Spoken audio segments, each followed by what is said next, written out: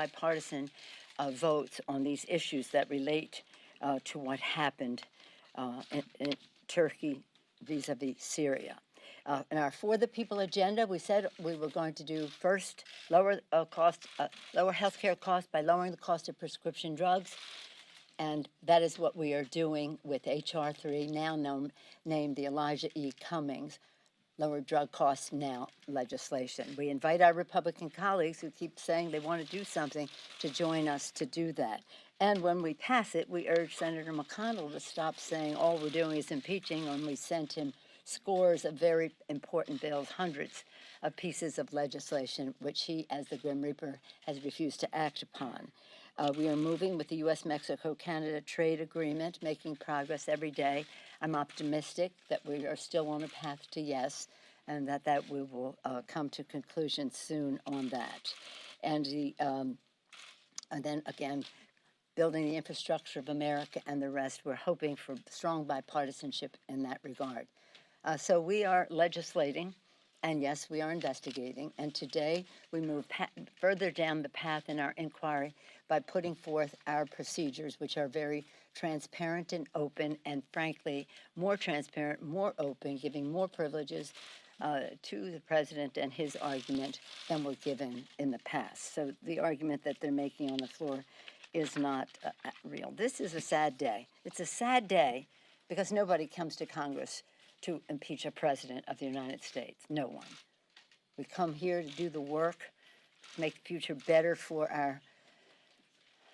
our children, for America's future. We take an oath to protect and defend the Constitution, and that's what we cannot ignore, and we will not ignore when the president's behavior indicates that that investigation, that inquiry is necessary. As the inquiry proceeds, we'll decide whether we'll go forward with impeachment. That decision has not been made.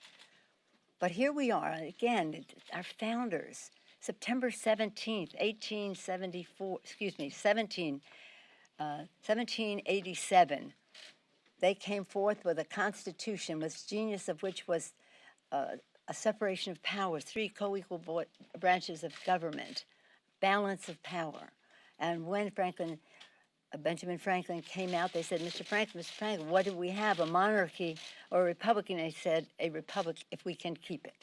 And here, right in the here and now, we are keeping the republic. From a president who says, Article 2 says I can do whatever I want. Not so. And if so, if you think that's so and you act upon that belief, that is in violation of the Constitution of the United States. And so we will proceed with the facts, the truth. It's about the truth and it's about the Constitution, and we're very working hard to defend our democracy. Because if we don't have a system of checks and balances, we might as well all just elect a president and go home, because it will be that unitary form of government that our founders did not want us to have. In fact, the times have found us. We feel, all of us, all of you as messengers, as guardians of our democracy, the guardians of the gate of our democracy, as messengers about revealing the facts and the truth to the American people. In fact, the times have found us, as they found, as Thomas Paine said, our founders, to declare independence, to fight a war, to win it, to write our founding documents in a way that made us a republic. Times have found us now to have a republic and to keep it, as Benjamin Franklin admonished. This isn't about anything personal with the president. It isn't about politics. It isn't about patriotism. It isn't about partisanship. It's about patriotism. It's about patriotism. And I would hope that rather than protecting the president personally, all of our colleagues would choose to honor their oath of office to protect and defend, not the president, but the Constitution of the United States. Just a few questions, because we're on the floor. Yes, ma'am. Madam Speaker, do you think this vote will do anything to diminish the Republican and White House belief that this is an illegitimate, unfair, and partisan? But doesn't the question is, do I think it's going to diminish their, the facts are what they are. They can try to misrepresent them, But the fact is, this is a process that is expanded opportunity for them to show anything that is exculpatory, proves the innocence of the president. Yes, Republicans say that this process is not due process for the president. Are these rules really fair? Yes, they are. Yes, they are. Now, I answered it once, I'll answer it twice. I'm going to answer it one time. These rules are fairer than anything that have gone before in terms of an impeachment proceeding. I'm not here to answer what the Republicans say. If you have any questions, we're doing appropriations, we're doing trade, we're doing drug prices, lowering the cost of drug prices. I'm not here to answer any questions about what the Republicans say, further than to what I have said just now. Do you believe that you have the votes necessary? Can you please Yes. tell me if you think that Katie Hill should have resigned? What do you say to the younger lawmakers who think that there is some sort of generational divide and perhaps that she shouldn't have?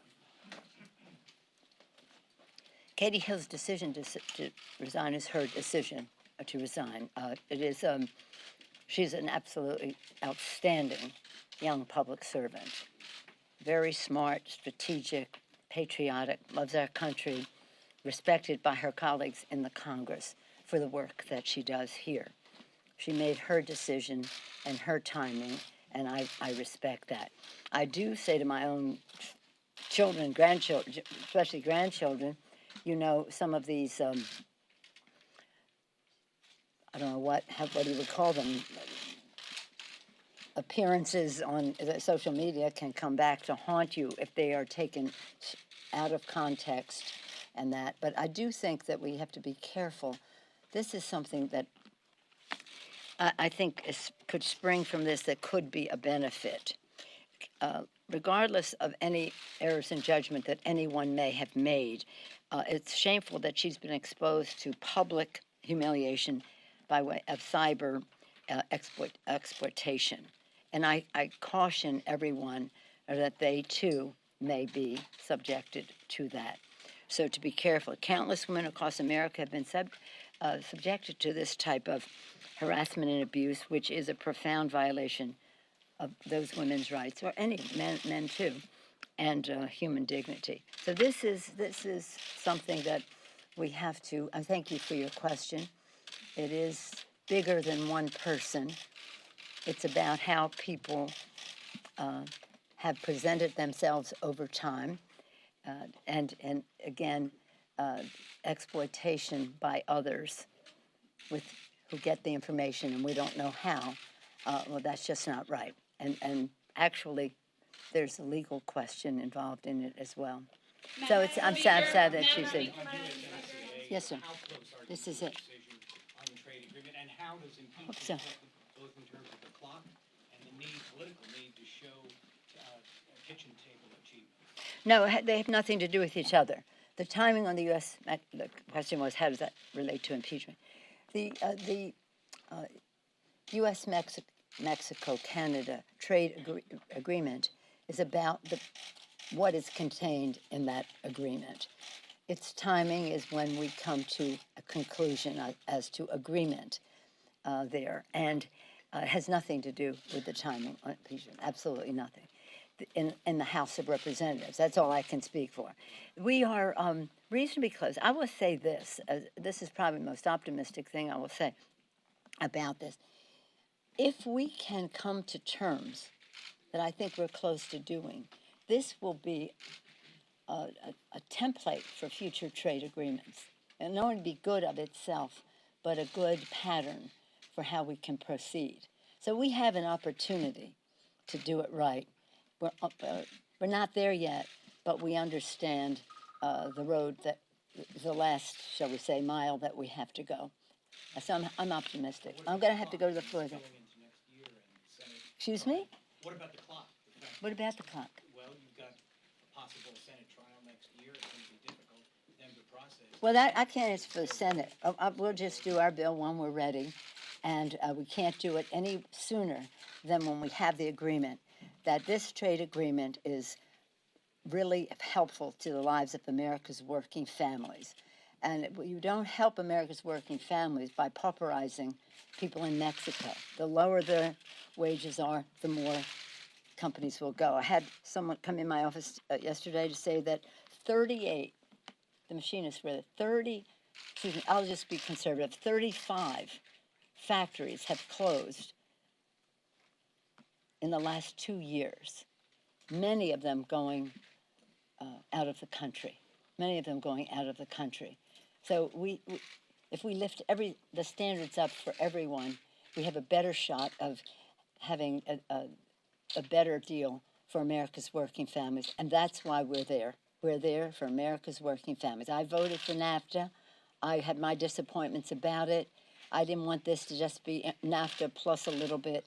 I want it to be structurally different in terms of who benefits, starting with American workers. So I'm happy about it, and impeachment has nothing to do with it. It only has to do with our coming to agreement and to terms as far as the House of Representatives is concerned. As you may understand, I have business on the floor that I have to see to, so I'm going to have to excuse myself. Thank you all very much. Madam Speaker, how would you